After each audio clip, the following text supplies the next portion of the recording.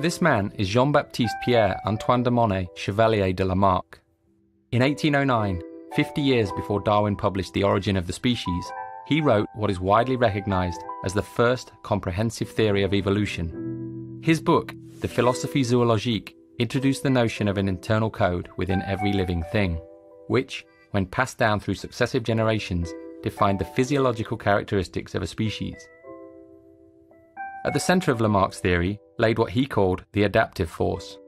He believed that the experiences of an organism during its life modified this internal code, and upon reproduction, this modified version was passed down to its young. Whilst not biologically accurate, and ultimately superseded by Darwin's theory of natural selection, the epigenetic theories put forward by him are beginning to find new homes in unexpected places.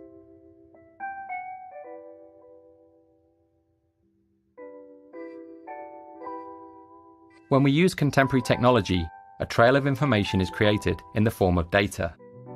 When analysed, it describes our actions, decisions, preferences, movement, and relationships. This codified version of who we are becomes ever more complex, developing, changing, and deforming based on our actions. In this regard, this ledger of our data may be considered a Lamarckian epigenome, a constantly evolving representation of who we are.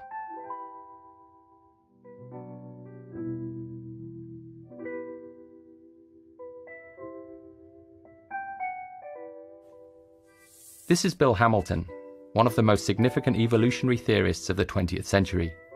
His work studying the social structures of ants, bees, and wasps had a profound effect on our understanding of the role of genes in social behaviours such as altruism.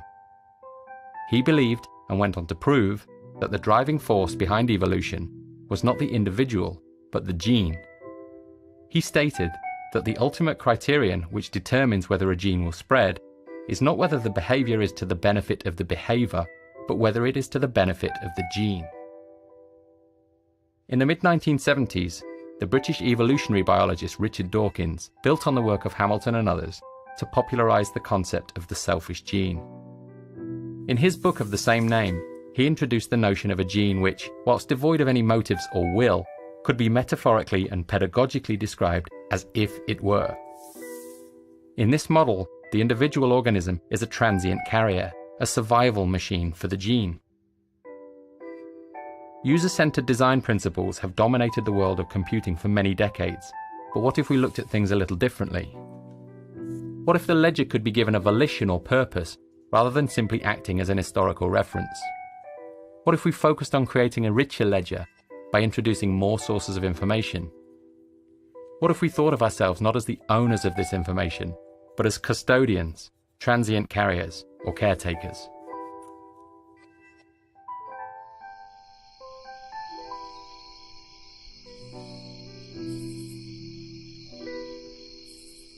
Initially, the notion of a goal-oriented ledger may be user-driven.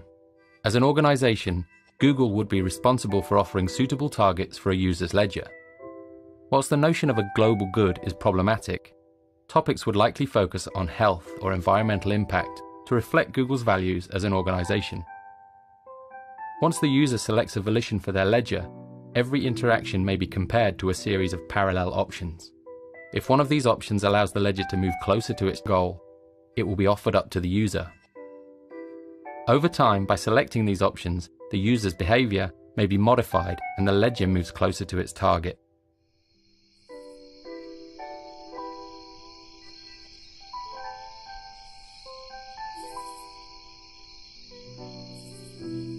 As this line of thinking accelerates and the notion of a goal-driven ledger becomes more palatable, suggestions may be converted not by the user, but by the ledger itself. In this case, the ledger is missing a key data source, which it requires in order to better understand this user.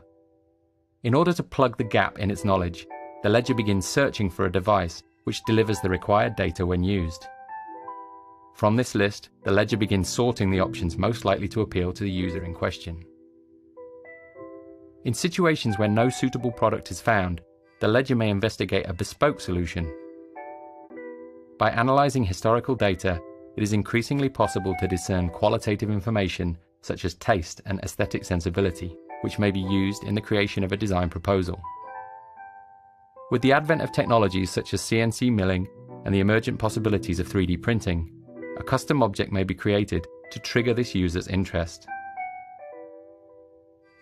In this way, the ledger is able to plug gaps in its knowledge and refine its model of human behavior.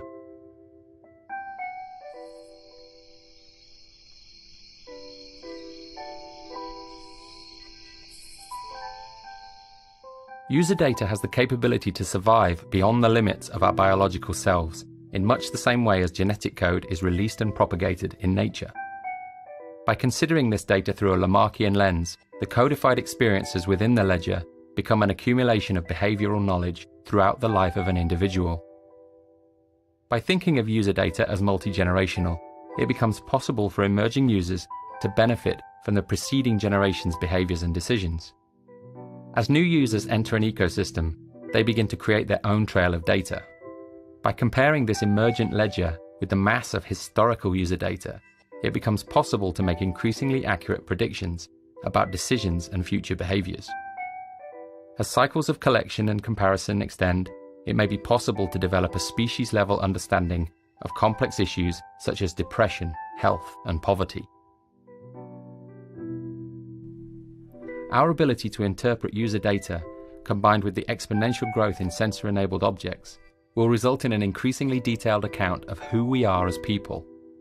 As these streams of information are brought together, the effect is multiplied. New patterns become apparent and new predictions become possible.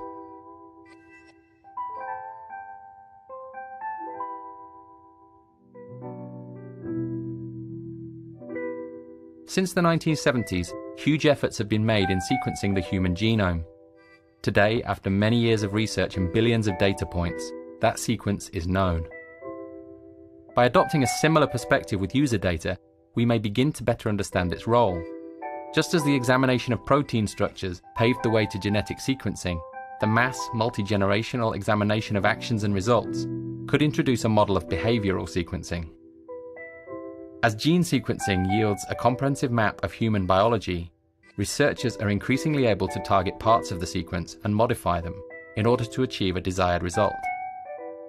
As patterns begin to emerge in the behavioral sequences, they too may be targeted. The ledger could be given a focus, shifting it from a system which not only tracks our behavior, but offers direction towards a desired result. We are at the very beginning of our journey of understanding in the field of user data. By applying our knowledge of epigenetics, inheritance, and memetics to this field, we may be able to make mental leaps in our understanding, which could offer benefits to this generation, to future generations, and the species as a whole.